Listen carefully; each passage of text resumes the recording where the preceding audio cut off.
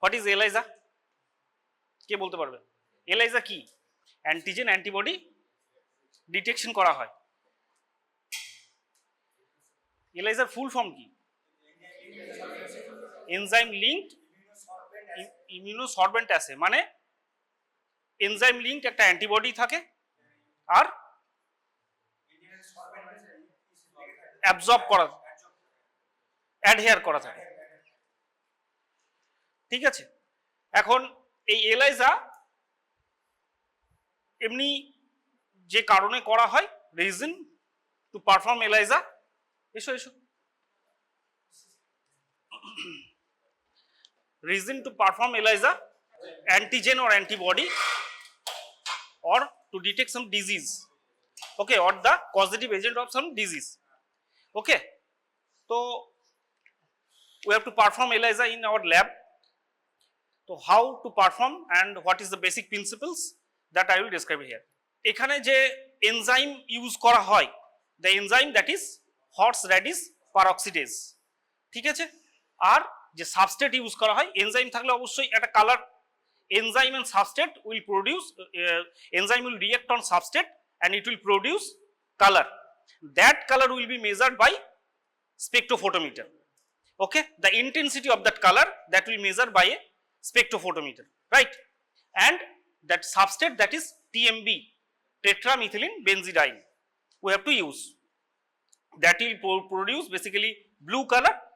And after performing antigen and antibody reaction, that immune reaction in the lab, okay, we have to stop the reaction, okay. I will describe all the types. How many types of ELISA it is there? 4 types. One, first, that is direct ELISA, indirect ELISA, sandwich ELISA, competitive. Sandwich ELISA, again it is 2 types. One, it is direct, another it is indirect, okay. All these things I will describe today.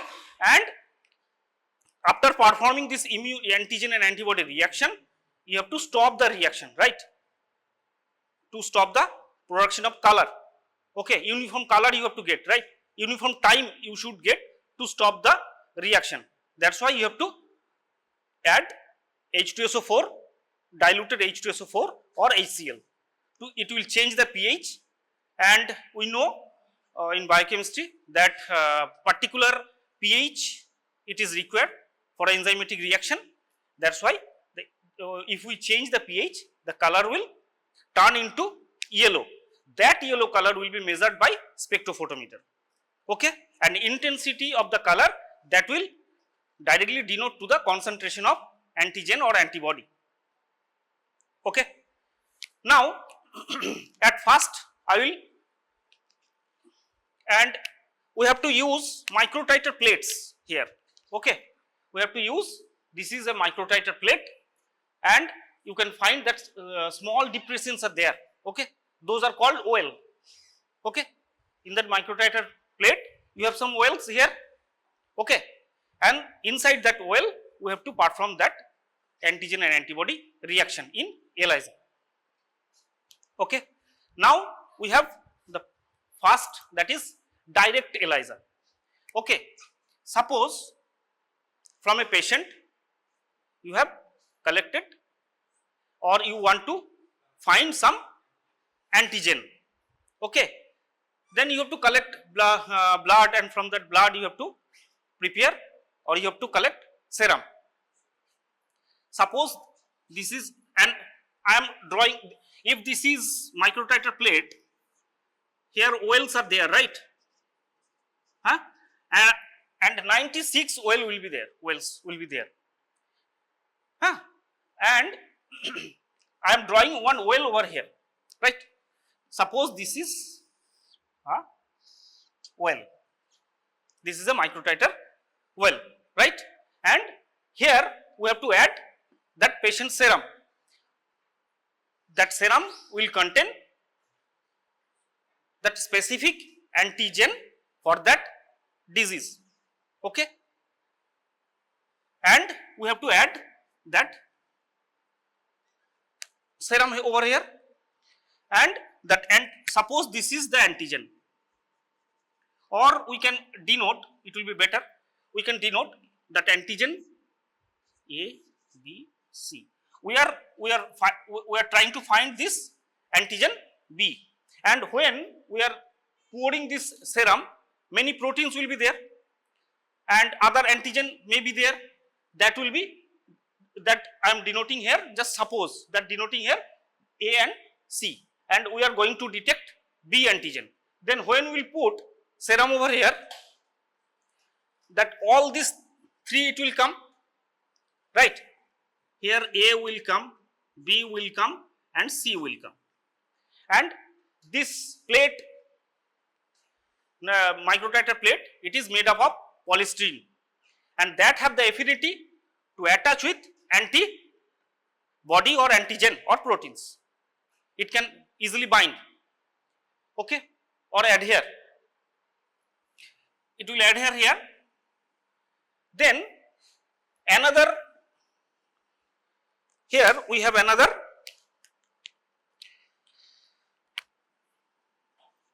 in our lab, here we have another, we have prepared antibody, okay, prepared antibody, and that is prepared antibody we have, and that is enzyme linked, okay.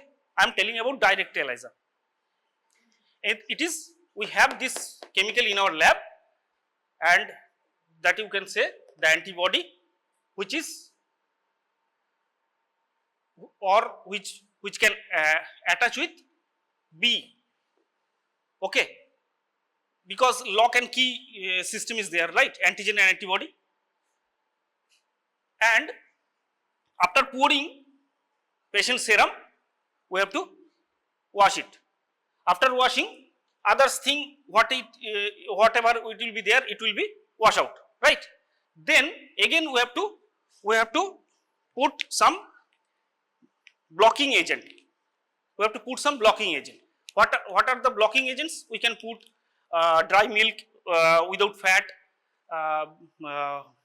bovine serum also we can put, and putting the blocking agent, and blocking agent will block other places where that particular this antibody it is not present, or whatever the places it is empty, okay, unbound places, that will block.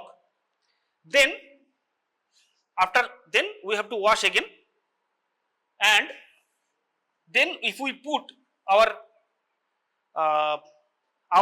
interest of antibody, we will add, and it will attach with, particularly it will attach anti-B antibody it is, right.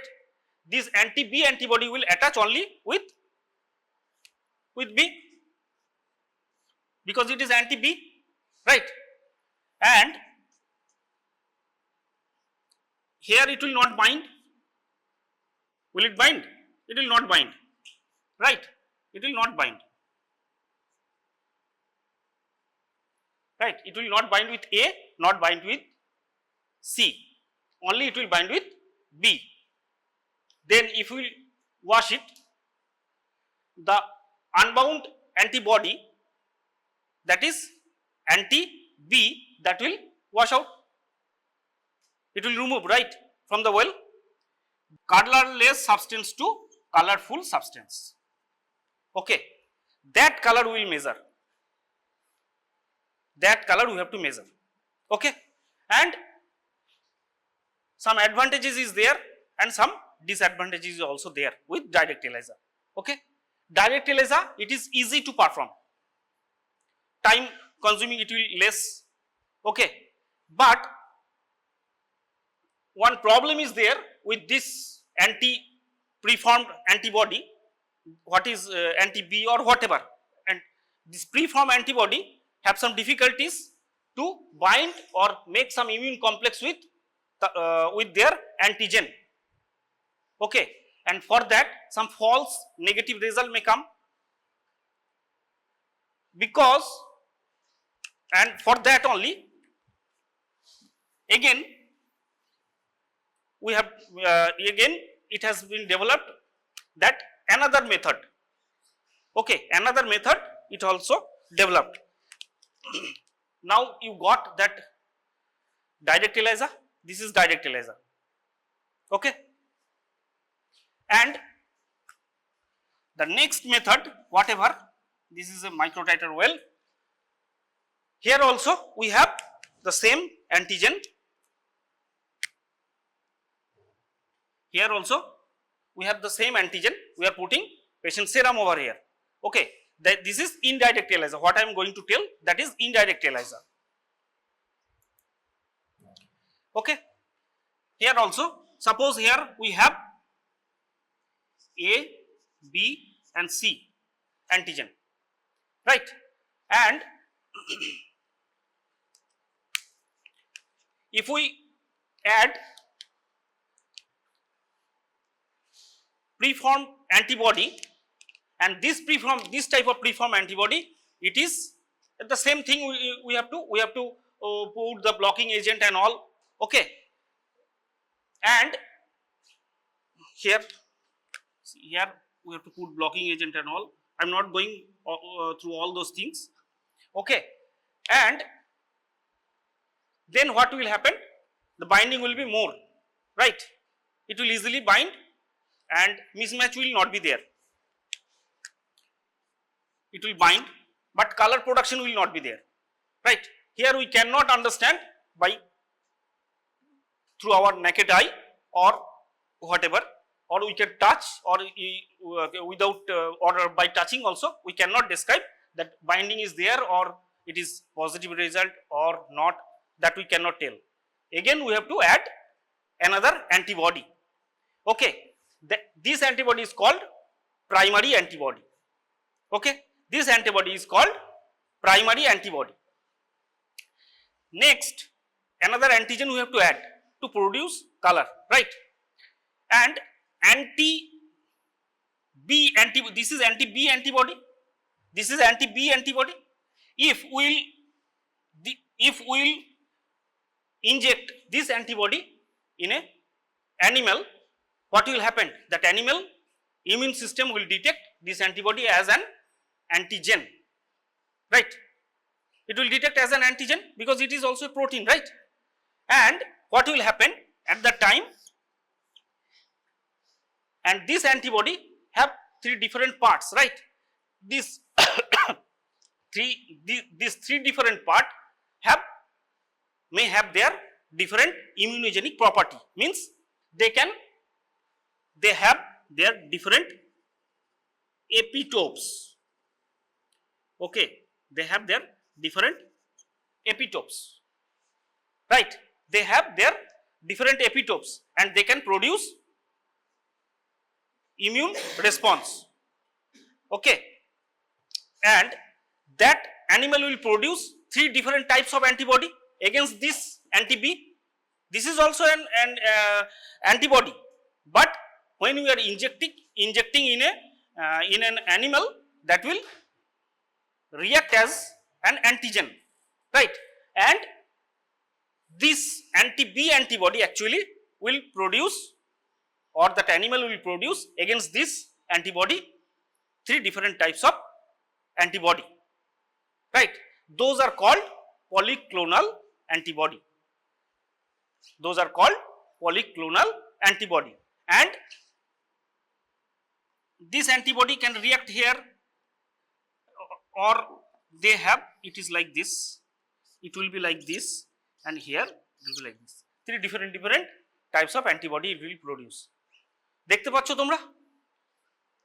And if we will add HRP into that antibody, what will happen? That will produce color again. So here we have three different epitope, right? And we are adding, again we are adding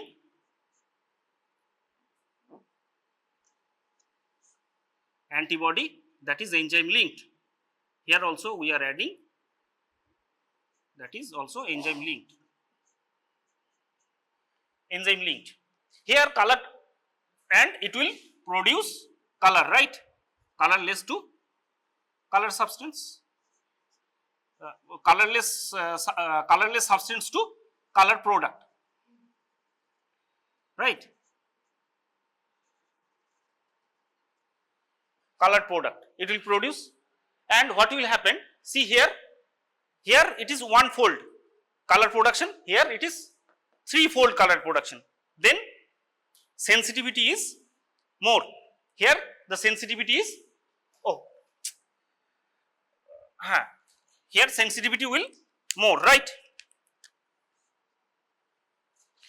Here sensitivity will more, and this antibody is called detector antibody or secondary antibody that will help to detect, right?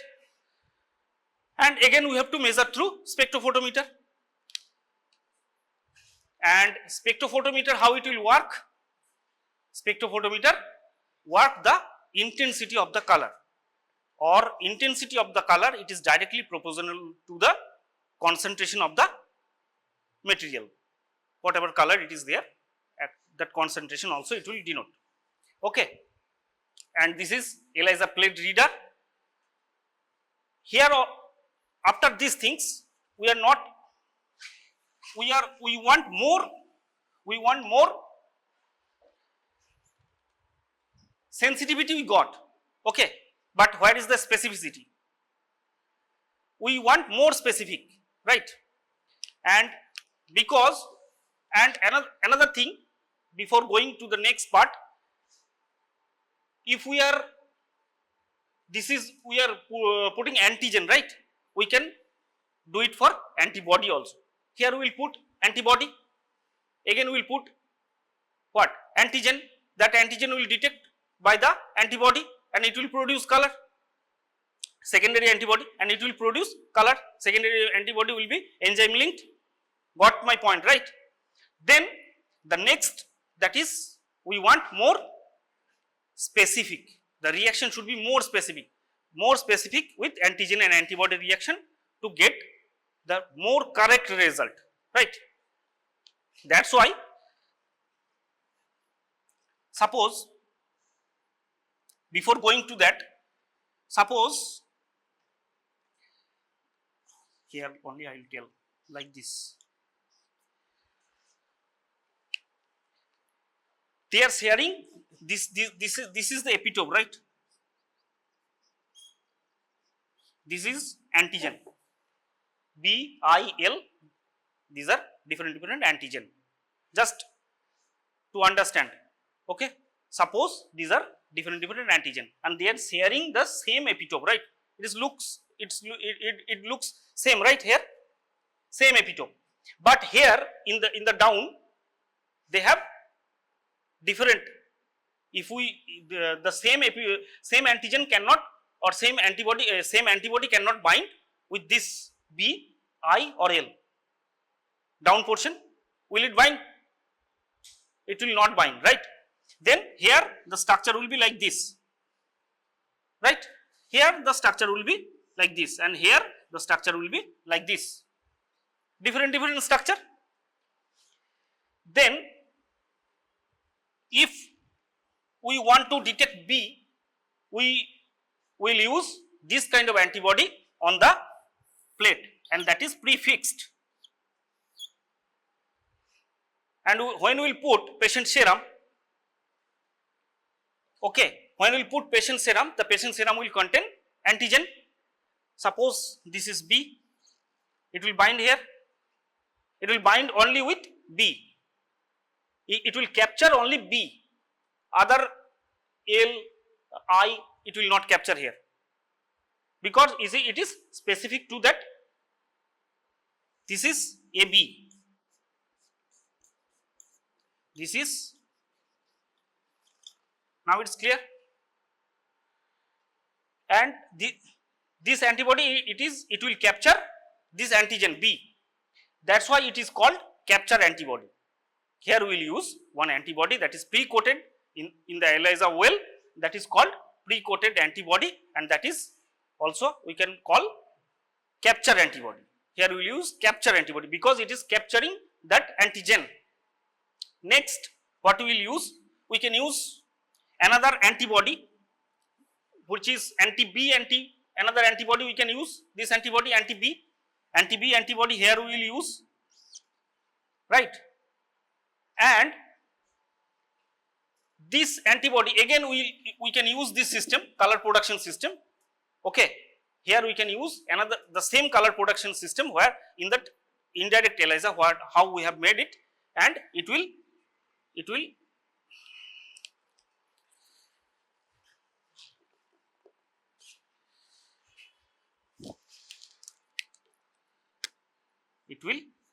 enzyme linked.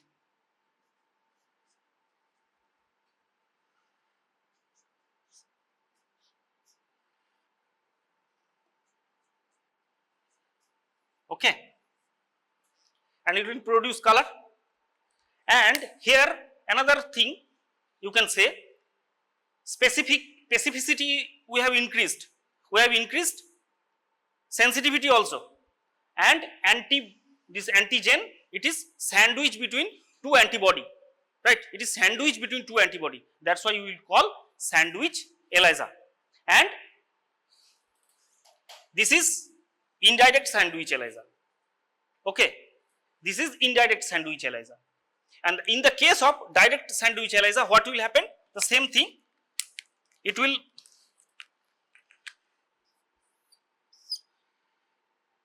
be antigen will be capture antibody will be there, it will capture B, and another antibody will use, that is enzyme linked, directly linked with, and here also antibody, it is sandwich between two antibody, this antigen, it is sandwich between two antibody, and it is direct, that secondary antibody, it is directly linked with that enzyme linked antibody is directly linked with antigen, that's why it is direct sandwich ELISA. বোঝা গেল? এরপরে আছে যে competitive যাওয়ার আগে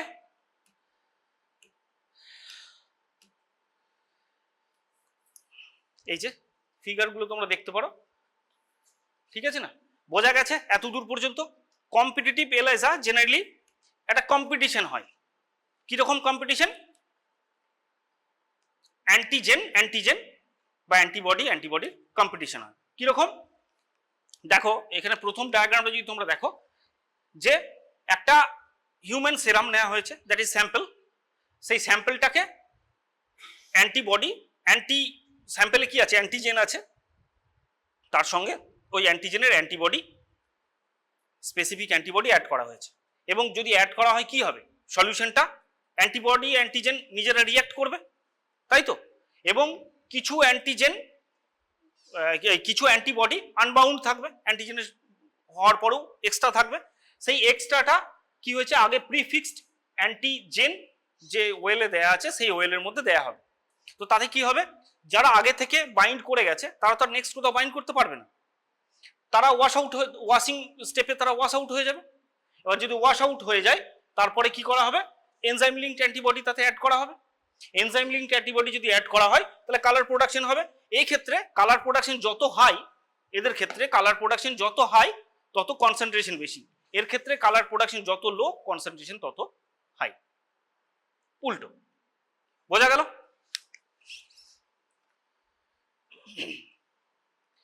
এরপরে হচ্ছে western blot. Western blot কি জন্য ব্যবহার করা হয়? এমনি ব্লটিং টেকনিক্স এখানে দেখো বলা আছে তোমাদের, ব্লটিং টেকনিক্স হচ্ছে purpose to identify.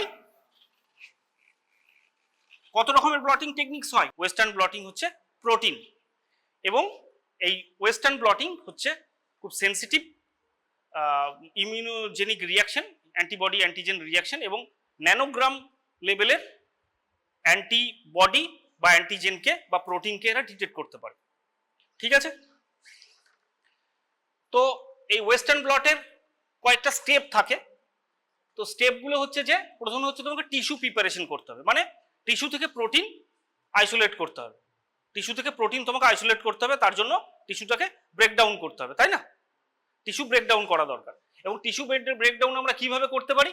Enzymatic solution দিয়ে করতে পারি, আমরা আল্ট্রাসনিকেটর ব্যবহার করতে পারি, আমরা হিট দিয়ে এনজাইমেটিক রিয়াকশন করে করতে পারি, এনজাইম যদি ইউজ করা হয় তো কি হবে, এনজাইম যে সেল ওয়ালের যে তোমাদের আমি বুঝিয়েছিলাম রিপ্রসেসিং এর যে ইনস্ট্রুমেন্ট ক্লিনিং এর জন্য তো কি থাকে সেখানে অ্যামাইলেজ থাকবে, লাইপেজ থাকবে, প্রোটিয়েজ থাকবে।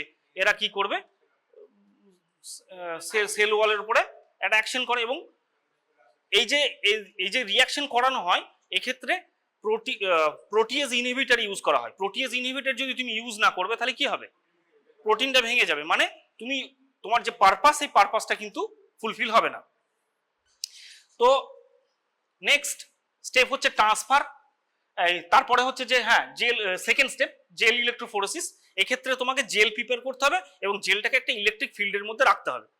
কেন রাখা হবে, ইলেকট্রিক ফিল্ডে আমাদের যে প্রোটিন, সেই প্রোটিন হচ্ছে নেগেটিভলি চার্জড, ঠিক আছে। এসডিএস দেয়া হয় জেলের মধ্যে, দিয়ে আরো তাকে নেগেটিভলি চার্জ করা হয়, অ্যানায়নিক এসডিএস, অ্যানায়নিক, তো আরো চার্জ দেয়া হয়, নেগেটিভলি চার্জ। এবং তাহলে কি হবে, যদি নেগেটিভ চার্জ এবং পজিটিভ চার্জ থাকে তাহলে protein negative charge to positive charge move করবে, তাই তো। প্রোটিন যখন মুভ করবে এই টোটাল প্রসেসটা হচ্ছে যে জেল ইলেকট্রোফোরেসিস, আমি আসবো পরে। তারপরে হচ্ছে যে ট্রান্সফার মানে এই ট্রান্সফার আমরা করতেও পারি নাও করতে, আমাদের পারপাস কি তার উপরে ডিপেন্ড করে। যদি আমি ওয়েস্টার্ন ব্লট করছি তাহলে পরে ট্রান্সফার করতে হবে, যদি আমি সে এসডিএস পেজ করছি প্রোটিন ডিটেকশন করার জন্য তাহলে পরে করার প্রয়োজন পড়ে না। শুধু প্রোটিনটাকে তখন জেলটাকে ডাই দিয়ে জেলটাকে কালার করলে তারপরে সেই কালারটাকে যদি ট্রান্স ইলুমিনেটর বলে, ট্রান্স ইলুমিনেটর দিয়ে যদি চেক করা হয় সেক্ষেত্রে তুমি পরিষ্কার পিকচার দেখতে পাবে এবং কোথায় কোথায় প্রোটিন আছে তুমি আইডেন্টিফাই করতে পারবে। সেই জেলটাকে কাট করে তারপরে সেই জেলটাকে প্রোটিন সিকোয়েন্সিকে পাঠানো হয়, বা প্রোটিনটাকে যদি আদার্স কোনো কাজে ব্যবহার করা হয় সেই কাজে ব্যবহার করা যেতে পারে, ঠিক আছে। কিন্তু আমরা এখানে ওয়েস্টার্ন ব্লট করছি, তার মানে আমাদের প্রোটিনটাকে কোথাও ব্লট করাতে হবে। তো এই ব্লট কোথায় করানো হবে, নাইট্রোসেলুলোজ মেমব্রেন, ঠিক আছে। আরো কিছু প্লাস্টিক সিট এখন ব্যবহার করা হয় যেগুলো আরো ভালো, কিন্তু নাইট্রোসেলুলোজ মেমব্রেন ব্যবহার করা যেতে পারে বা করা হয়। তারপর হচ্ছে ব্লকিং। নাইট্রোসেলুলোজ মেমব্রেনে প্রোটিনটা শিফট হয় থ্রু ইলেকট্রিক ফিল্ড অনলি। তারপরে আমরা কি করি, নাইট্রোসেলুলোজ মেমব্রেনটাকে ব্লক করা হবে। মানে কি কেন ব্লক করা হবে, আমি এরপরে অ্যান্টিবডি ওর উপরে অ্যাপ্লাই করব to detect particular protein or antigen or antibody. আমি particular antibody, primary antibody preformed add করানো হবে এবং তার জন্য কি করা হয়, ব্লক করানো হয়। মানে যে জায়গাটায় তোমার ইন্টারেস্ট অফ প্রোটিন বা অ্যান্টিজেন বা অ্যান্টিবডি আছে সেই জায়গাটায় কিছু বাইন্ড করবে না, বাকি জায়গাগুলোতে বোভাইন সিরাম অ্যালবুমিন অথবা ড্রাই মিল্ক এগুলো ব্যবহার করা হয় এবং এর সঙ্গে 0.1% মাইল্ড ডিটারজেন্ট ব্যবহার করা হয়, সেটা হচ্ছে 220.1% ব্যবহার করা হয়। এখন এরপরে ব্লক করা হয়, তো তারপরে তার উপরে অ্যান্টিবডি অ্যাড করা হয়, প্রাইমারি অ্যান্টিবডিকে ডিটেক্ট করে সেকেন্ডারি অ্যান্টিবডি এনজাইম লিঙ্ক থাকে বা কেমিলুমিনেসেন্স থাকতে পারে, রেডিও আইসোটোপস দেয়া থাকতে পারে, অ্যাকর্ডিংলি যেরকম প্রয়োজন বা যেরকম তোমার ফেসিলিটি আছে। কারণ রেডিও আইসোটোপ হলে পরে একটা গোলমাল হচ্ছে এগেন দ্য বায়োমেডিক্যাল ওয়েস্ট। তাই জেনারেলি এনজাইম লিঙ্কড হচ্ছে সব থেকে বেস্ট। তো এনজাইম লিঙ্কড, তারপরে তাকে পার্টিকুলার কালার প্রোডাকশন হবে, সেই কালার দেখে ডিটেকশন হয় এবং তারপরে অ্যানালিসিস। এই যে জেল বানানো হবে, জেল জেনারেলি বানানোর একটা বড় প্রসেস, লং প্রসেস, হ্যাঁ, একটা হোল ডে, সারাদিন ধরে কাজ চলবে, একদিন বা দুদিনও হয় অনেক সময়, ঠিক আছে। তো এই যে জেল বানানোর জন্য বিভিন্ন রকম অ্যাপারেটাস থাকে, সেখানে কি কি থাকবে, তোমার অবশ্যই একটা পাওয়ার প্যাক লাগবে, কারণ তোমার ইলেকট্রিক ফিল্ড জেনারেট করতে হবে। জেল যে ইলেকট্রোফোরেটিক ট্যাঙ্ক লাগবে, যার মধ্যে তোমাকে বাফার দিতে হবে, জেলটাকে দিতে হবে, তারপরে তোমাকে ইলেকট্রোফোরেসিস স্টার্ট করতে হবে, তাই না। এবং এই জেল দু রকমের হয়, জেল দু রকমের, একটা হচ্ছে স্ট্যাকিং জেল, একটা হচ্ছে রিজলভিং জেল। মনে আছে, বায়োকেমিস্ট্রি তো পড়েছো তোমরা নাকি? তাহলে জেল কিরকম দেখতে হয়, এসডিএস পেজের জেল, এসডিএস পেজ বলা হয়, এসডিএস সোডিয়াম ডডিসাইড সালফেট, আর page polyacrylamide gel electrophoresis. Polyacrylamide ব্যবহার করা হয়, acrylamide and bisacrylamide that will form the gel, that will form the network structure, that will form the gel. এবং কি দিয়ে এই জেলটা ফর্মেশন করানো হয়? অ্যাক্রিলামাইড আর বিস্যাক্রিলামাইড তো জেল ফর্মেশন করে, কিন্তু এই যে রিঅ্যাকশনটা করানো হয় কি কি দেয়া হয় সেখানে? এপিএস দেয়া হয় আর টেমেট দেয়া হয়। টেমেট ক্যাটালিস্ট হিসেবে কাজ করে, তাই না? এখন এই ধরো একটা জেল, এই জেলের একটা হচ্ছে স্ট্যাকিং জেল, একটা হচ্ছে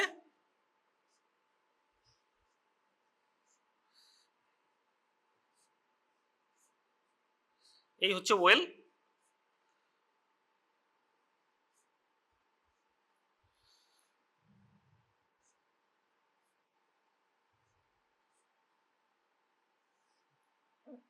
ঠিক আছে? এই হচ্ছে জেল, এগুলো হচ্ছে ওয়েল এক একটা, এগুলো এক একটা স্ট্রাকচার হচ্ছে এরকম।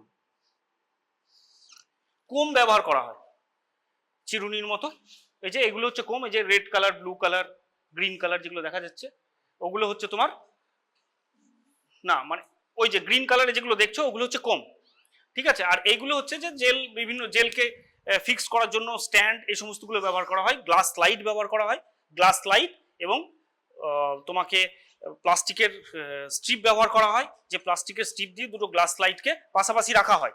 এবার তাহলে কি হবে, একটা গ্যাপ তৈরি হবে, সেই গ্যাপটার মধ্যে জেলটাকে পুয়ার করা হয়, অ্যাক্রিলামাইড বিস্যাক্রিলামাইড দেয়া হয় উইথ টেমেট।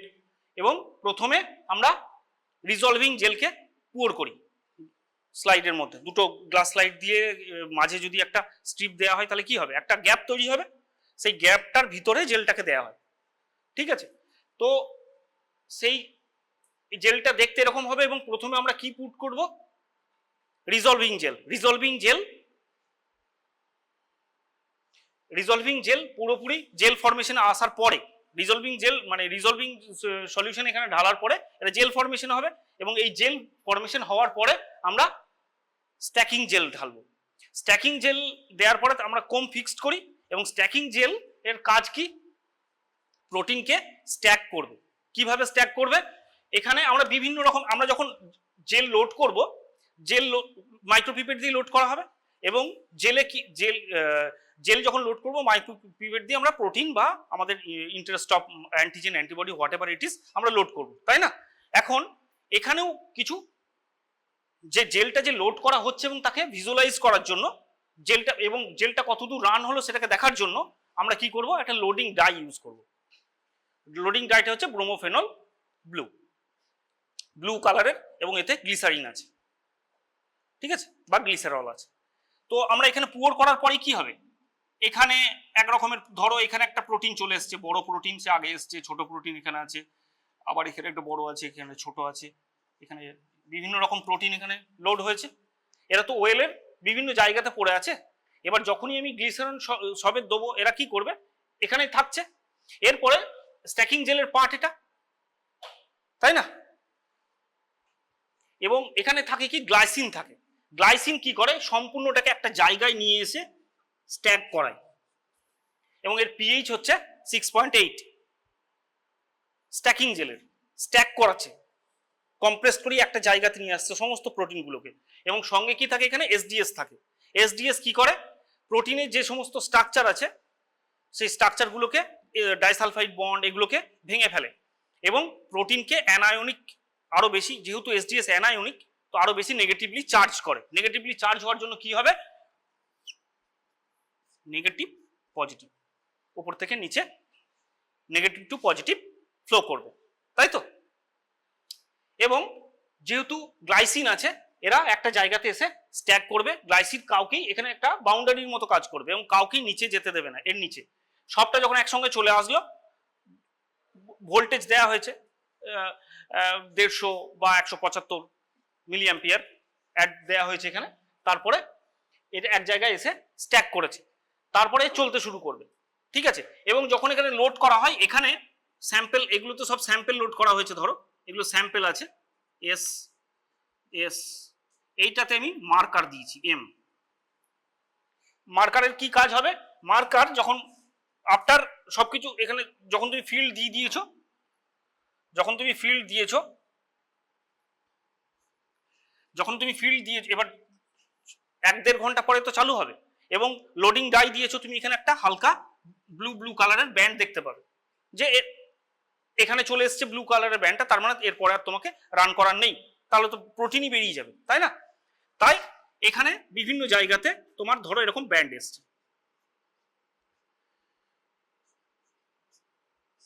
এবং মার্কার একটা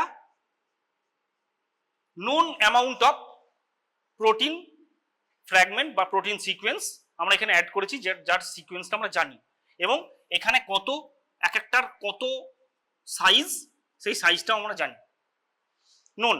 তাহলে এটা দেখে আমরা এখানে বলতে পারবো এটার সাইজ কত, পারা যাবে? এটা দেখে বলতে পারবো আমরা এর সাইজ কত, সেই হিসেবে আমরা জানতে পারি যে প্রোটিনটার সাইজ কত। ছবি দেখাচ্ছি আমি, দেখো, এই যে এটা হচ্ছে তোমার জেল কাস্টিং ট্রেতে রাখার পরে ইলেকট্রোফোরেসিস চালানো হয় এইভাবে, তারপরে যদি তুমি জেলকে ক্রোমাসিস ব্রিলিয়েন্ট ব্লু দেয়া হয় জেলকে ডাই করার জন্য, যদি জেলকে ডাই করতে হয়, আমি আগে বললাম জেলকে যদি ডাই করতে হয় তাহলে ক্রোমাসিস ব্রিলিয়েন্ট ব্লু দিয়ে তুমি ডাই করে তারপর তুমি প্রোটিনকে ভিজুয়ালাইজ করতে পারো, ঠিক আছে, ট্রান্সইলুমিনেটরে। আর এই যে তোমার প্রোটিনগুলো রান হবে, এবং চার্জ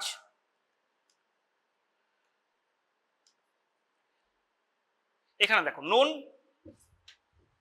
নোন কত ডি এর, কত কেডি এর তোমার প্রোটিন এখানে লোড করা হয়েছে, that is marker, right? Marker মানে তোমাকে মার্ক করবে যে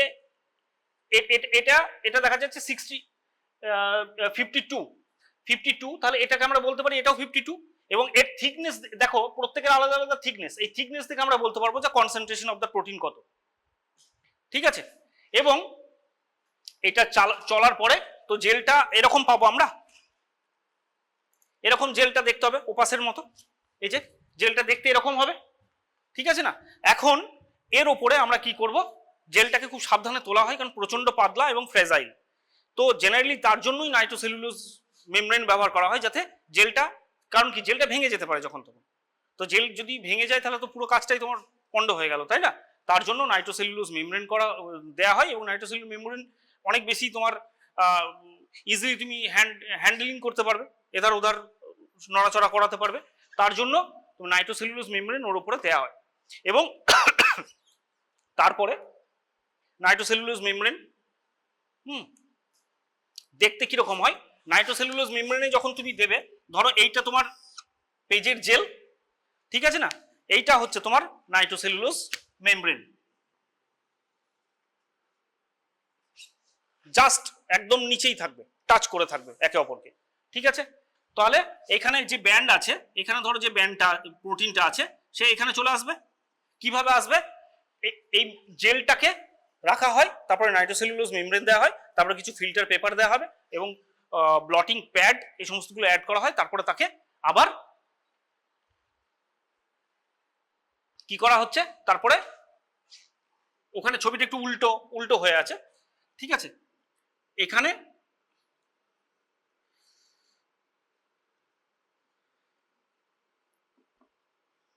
নেগেটিভ টু পজিটিভ জেলের মধ্যে আসবে, এই নাইট্রোসেলুলোজ মেমব্রেনের মধ্যে আসবে, ঠিক আছে না? এখানে দেখো মেমব্রেনটা উপরে আছে পজিটিভ, এখানে নেগেটিভ, মানে জেল থেকে নাইট্রোসেলুলোজ মেমব্রেনে যাবে, আবার তোমাকে ইলেকট্রিক ফিল্ড ব্যবহার করতে হবে, এবং কি প্রোটিন আবার তাহলে কি হবে, নেগেটিভ টু পজিটিভের দিকে ট্রাভেল করবে, এবং যদি ট্রাভেল করে তাহলে প্রোটিনটা কি করবে, জেল থেকে নাইট্রোসেলুলোজ মেমব্রেনে অ্যাডহেয়ার করবে, তাই তো, অ্যাটাচ হবে, এবং এই নাইট্রোসেলুলোজ মেমব্রেনকে পরে কি করা হয়, এবার দেখো এটা ধরো নাইট্রোসেলুলোজ মেমব্রেন, বোঝা যাচ্ছে না? খুব ছোট হয়ে গেল,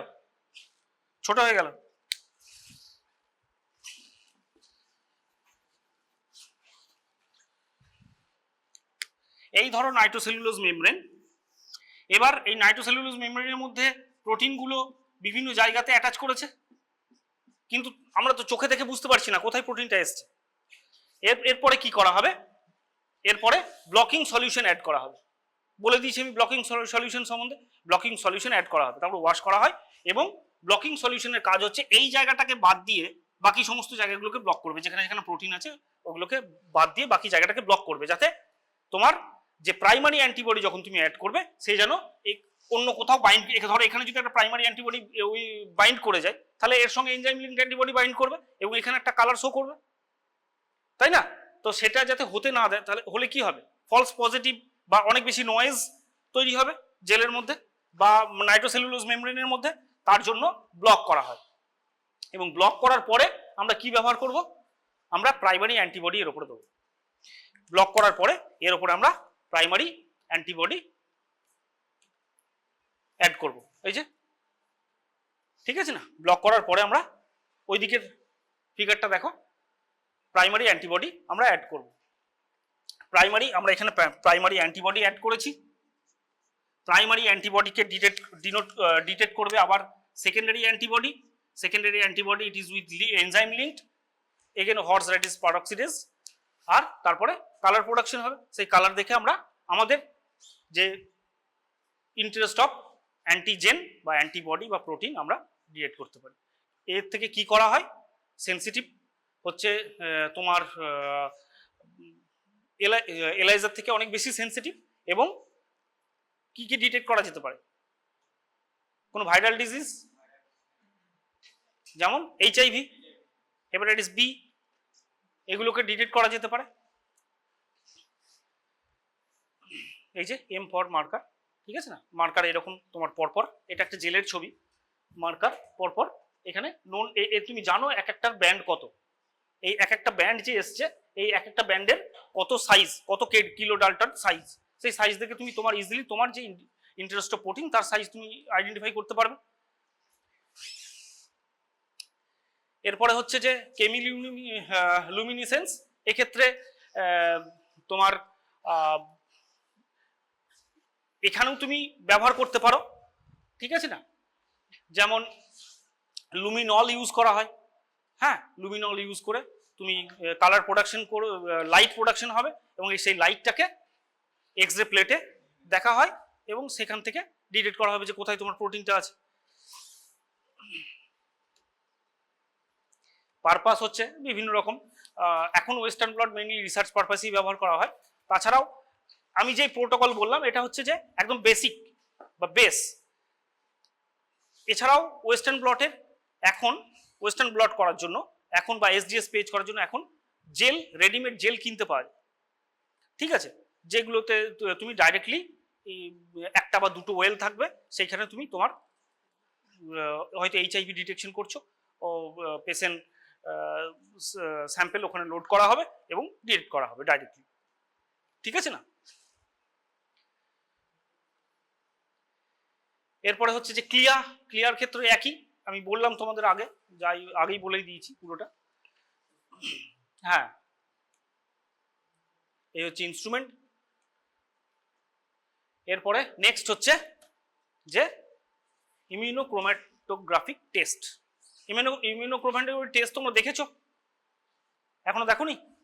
তো যাই হোক, এই কিটগুলো খেয়াল দেখে রাখবে, এগুলো তোমাদের পরীক্ষায় দেয়া হয় আইডেন্টিফিকেশনের জন্য। এবং এর ক্ষেত্রে কি হয়, এটা জেনারেলি দু রকম, এই চোপ এটা জেনারেলি দু রকমের, একটা হচ্ছে যে ল্যাটারাল ফ্লো আর একটা হচ্ছে ফ্লো থ্রু। ল্যাটারাল ফ্লো দেখেই বুঝতে পারছো যে তুমি এখানে স্যাম্পল লোড করবে এবং এটা এখানে একটা নাইট্রোসেলুলোজ মেমব্রেন থাকে, একটা টেস্ট, একটা কন্ট্রোল। টেস্ট তোমার যদি ব্যান্ড দেয়, কন্ট্রোল সবসময় তোমার ব্যান্ড দেবে, টেস্ট যদি ব্যান্ড দেয় তাহলে পজিটিভ। এর ক্ষেত্রেও তাই, একটা টেস্ট থাকে, দুটো ট্রাইডট, জেনারেলি এটা এলাইজা ট্রাইডটের জন্য, তো এইচআইভি ট্রাইডটের জন্য, এইচআইভি 1, এইচআইভি 2 ডিটেক্ট করার জন্য। এবং এর যেটা হয় সেটা হচ্ছে, দেখো যখন আমরা স্যাম্পল লোড করি, স্যাম্পলে কি থাকে, অ্যান্টিজেন থাকে, তাই তো? অ্যান্টিজেন কিরকম হবে, এই এবং যে আমাদের যে কিটটা থাকে সেই কিটটার মধ্যে একটা, আমি তোমাদের বললাম যে নাইট্রোসেলুলোজ মেমব্রেন আছে এবং একটা তোমার antibody with gold nano particle আগে থেকে ওখানে রাখা অ্যাটাচ থাকে, ঠিক আছে। যখনই তুমি অ্যান্টিজেন অ্যাড করবে, অ্যান্টিজেনের সাথে কি করবে, এই যে গোল্ড পার্টিকেল, যে অ্যান্টিবডি, প্রিফর্ম অ্যান্টিবডি, তারা বাইন্ড করবে, ঠিক আছে। এবং এরা বাইন্ড করে ফ্লো হয়ে আসবে নাইট্রোসেলুলোজ মেমব্রেন দিয়ে। ফ্লো হয়ে আসার পরে কি হবে, যেখানে টেস্ট লাইন আছে সেখানে ওই যে অ্যান্টিজেনের আরেকটা অ্যান্টিবডি ওখানে রাখা আছে। তাহলে সে কি করবে, সে আবার ডিটেক্ট করবে। সে ডিটেক্ট করলে কালার প্রোডাকশন করছে। এবং টেস্টের ক্ষেত্রে, কন্ট্রোলের ক্ষেত্রে সবসময় আমাদের আইজিজি অ্যান্টিবডি রাখা থাকবে। এবং এই আইজিজি কি করবে, যে যে পোর্শনগুলো বাইন্ড করবে না অ্যান্টিজেনের সঙ্গে, যে প্রিফর্ম অ্যান্টিবডি উইথ গোল্ড পার্টিকেল প্রিফিক্সড, সেইগুলো বাইন্ড করবে তোমার কন্ট্রোল। এবং কন্ট্রোল সবসময় ব্যান্ড দেবে। যদি তোমার স্যাম্পল পজিটিভ হয় বা রিয়াক্টিভ হয় তাহলে পরে তোমার টেস্টে ব্যান্ড দেবে। এই হচ্ছে এর কেমিস্ট্রি। এরপরে ফ্লো থ্রুর ক্ষেত্রেও এই একই রকম। এবং এর ক্ষেত্রে যেটা হয় সেটা হচ্ছে যে তোমার এর ক্ষেত্রে যেটা সেটা হচ্ছে যে ফ্লো থ্রু মানে তুমি দিচ্ছ তোমার যে নাইট্রোসেলুলোজ মেমব্রেন সেদিক দিয়ে পাস করে যাবে, ঠিক আছে। এই ছিল।